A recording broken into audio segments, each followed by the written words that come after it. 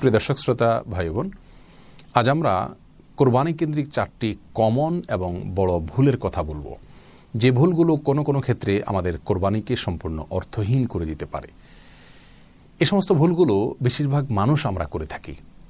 তার মধ্যে থেকে প্রথম ভুলটি হলো, কোরবানি করার ক্ষেত্রে অনেকের অসৎ উদ্দেশ্য থাকে। অর্থাৎ তিনি হয়তো প্রতি বছর কোরবানি করে থাকেন, এবছর কোরবানি না করলে বাচ্চারা, ছেলেমেয়েরা কার মুখের দিকে চেয়ে থাকবে, অথবা আত্মীয় স্বজন কী বলবে, পাড়া প্রতিবেশীর লোকেরা কি বলবেন, তাদের কাছে আমি ছোট হয়ে যাব, এটাকে একটা নিজের ইজ্জতের ব্যাপার মনে করেন। আবার অনেকে মনে করেন যে কোরবানি করলে এটার উপকারিতা তো আমি নিজেই পাচ্ছি, গোশত আহরণ তো আমার এমনিই করতে হয়, গোশত তো কিনতে হয়, সেক্ষেত্রে ফ্রেশ গোশত আমি আহরণ করলাম।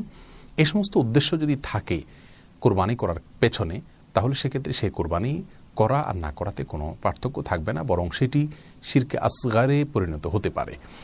যার কারণে কোরবানি হতে হবে শুধুমাত্র আল্লাহ সুবহানাহু ওয়া তাআলার সন্তুষ্টির উদ্দেশ্যে, এবং সেজন্যই মাঝে মধ্যে নিজে গরু কোরবানি করলেও সেটাকে ছাগলে পরিবর্তিত করা দরকার, এবং মাঝে মধ্যে নিজের কোরবানিটা অন্য কোনো জায়গায় করা দরকার যেখানে আমার পরিচিত লোকজন চিনছে না। অর্থাৎ যে কোনোভাবে কোরবানিতে আমার ইখলাস রয়েছে, নিষ্ঠা রয়েছে, শুধুমাত্র আল্লাহর উদ্দেশ্যে করছি, এখানে গোশত অথবা সামাজিক কোনো অবস্থান আমার উদ্দেশ্য না। এই বিষয়টিকে আমাকে নিশ্চিত করার চেষ্টা করতে হবে। কোরবানির ক্ষেত্রে অসাধুতা, উদ্দেশ্যের অসাধুতা অনেক বেশি পরিমাণে আমাদের মধ্যে হয়ে থাকে। দ্বিতীয় যে ভুলটি খুব কমনভাবে আমরা করে থাকি এবং বেশিরভাগ মানুষ করে থাকি, সেটি হলো কোরবানির পশু যিনি জবে করেন অথবা যে কসাইরা সেটাকে প্রস্তুত করেন গোশতগুলোকে, তাদেরকে আমরা কোরবানির পশুর গোশত থেকে অনেক সময় দিয়ে থাকি। আর অনেক অঞ্চলে দেখা যায় যিনি জবাই করেন তাকে কোরবানির পশুর কল্লাটা বা কিছু অংশ দিয়ে দেওয়া হয়। এটা সম্পূর্ণরূপে নাজায়েজ একটি কাজ। রাসূল করিম সাল্লাল্লাহু আলাইহি ওয়াসাল্লাম অত্যন্ত পরিষ্কারভাবে নিষেধ করেছেন। আলী রাদিয়াল্লাহু তাআলা আনহু বলেছেন, আর বিভিন্ন হাদিসে বিভিন্ন সাহাবীদের কাছ থেকে বর্ণিত হয়েছে যে নবী আলাইহিস সালাম নিষেধ করেছেন কসাইকে কোরবানির পশুর কোনো গোশত দিতে। কোরবানির পশুর গোশত আপনি কসাইকে দিতে পারবেন না, এজন্য যে আপনি কসাইকে ওই গোশত দেওয়া মানে হলো কসাইকে পারিশ্রমিক দেওয়া। আর কোরবানির পশু বিক্রি করা জায়েজ নাই, এবং কাউকে পারিশ্রমিক হিসাবে দিলে সেটাও বিক্রি করার মতোই হয়ে গেল। সেই দৃষ্টিকোণ থেকে এটি সম্পূর্ণ ভুল একটি কাজ এবং বড় ধরনের একটি ভুল। এটা আমরা কিন্তু অনেক সময় করে থাকি। আপনি কসাইকে আগে থেকে বলে দিবেন, তোমার পারিশ্রমিক এত, কোনো গোশত তুমি পাবে না। কসাইরা অনেক সময় অল্প পয়সায় রাজি হয়ে যায়, কারণ সে জানে যে কিছু গোশত পেলে তার দাম অনেক বেশি হবে।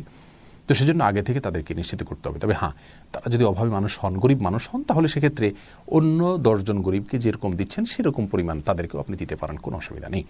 অতএব কসাইকে বা জবাই যারা করছেন তাদেরকে বা কাজের লোকদেরকে কোনোভাবে পারিশ্রমিক হিসাবে যাচ্ছে এরকম গোশত বা পশুর কোনো কিছুই তাদেরকে দিতে পারবেন না। 4 নম্বর যে ভুলটি আমরা প্রায় 100%, হাতে গোনা হয়তো কিছু মানুষ বাদ যাবে, তারা বাদে বেশিরভাগ মানুষ আমরা যে ভুলটি করছি তা হলো কোরবানির পশু জবে করার পর তার বর্জ্য, রক্ত এগুলো আমরা যত্রতত্র ফেলে দিচ্ছি অথবা ভালো করে পরিষ্কার করছি না। এর ফলে কিন্তু আমরা বড় ধরনের একটি গুনাহ করছি। আমরা জানি রাস্তা থেকে কষ্টদায়ক কোনো কিছু সরানো ঈমানের অঙ্গ। তাহলে রাস্তায়, পথে বা আশেপাশে মানুষের লোকালয়ে, মানুষের বসবাসের এলাকাতে যদি আমি কোনো কিছু ফেলি যেটার ফলে মানুষের চলাচলে বিঘ্ন সৃষ্টি হয়, মানুষ কষ্ট পায়, তাহলে সেটি নিঃসন্দেহে খুবই বড় ধরনের ভুল হবে এবং অন্যায় কাজ হবে। আপনার কোরবানির পশুর রক্ত, বর্জ্য এগুলোর দুর্গন্ধে যদি পথচারীদের কোরবানির ঈদের কয়েকদিন পর পর্যন্ত চলাফেরা করতে অসুবিধা হয়, কষ্ট হয়, মশা তৈরি হয়, পরিবেশ নষ্ট হয়, তাহলে কিন্তু তার জন্য আল্লাহ সুবহানাহু ওয়া তাআলার কাছে আপনাকে দায়ী হতে হবে। আর সেই জায়গা থেকে আমাদের জবাবদিহিতার বোধ থাকা উচিত। আমাদের পশুর কোনো বর্জ্য, কোনো রক্ত অথবা অবাঞ্ছিত কোনো অংশ আমরা যত্রতত্র ফেলবো না। এটাকে সম্পূর্ণরূপে মাটির নিচে দাফন করা এবং মানুষের যাতে কষ্টের কোনো প্রকার কারণ না হয় সেই দিকটা খেয়াল করা আমাদের প্রত্যেকের দায়িত্ব এবং কর্তব্য। আল্লাহ সুবহানাহু ওয়া তাআলা আমাদের সকলকে শুদ্ধতম উপায়ে সঠিকভাবে কোরবানির আমলটিকে সম্পাদন করার তৌফিক দান করুন। আসসালামু আলাইকুম ওয়া রাহমাতুল্লাহি ওয়া বারাকাতুহু। সুপ্রিয় দর্শক শ্রোতা ভাই বোন, আজ আমরা কোরবানি কেন্দ্রিক 4টি কমন এবং বড় ভুলের কথা বলবো, যে ভুলগুলো কোনো কোনো ক্ষেত্রে আমাদের কোরবানিকে সম্পূর্ণ অর্থহীন করে দিতে পারে। এ সমস্ত ভুলগুলো বেশিরভাগ মানুষ আমরা করে থাকি। তার মধ্যে থেকে প্রথম ভুলটি হলো, কোরবানি করার ক্ষেত্রে অনেকের অসৎ উদ্দেশ্য থাকে। অর্থাৎ তিনি হয়তো প্রতি বছর কোরবানি করে থাকেন, এবছর কোরবানি না করলে বাচ্চারা, ছেলেমেয়েরা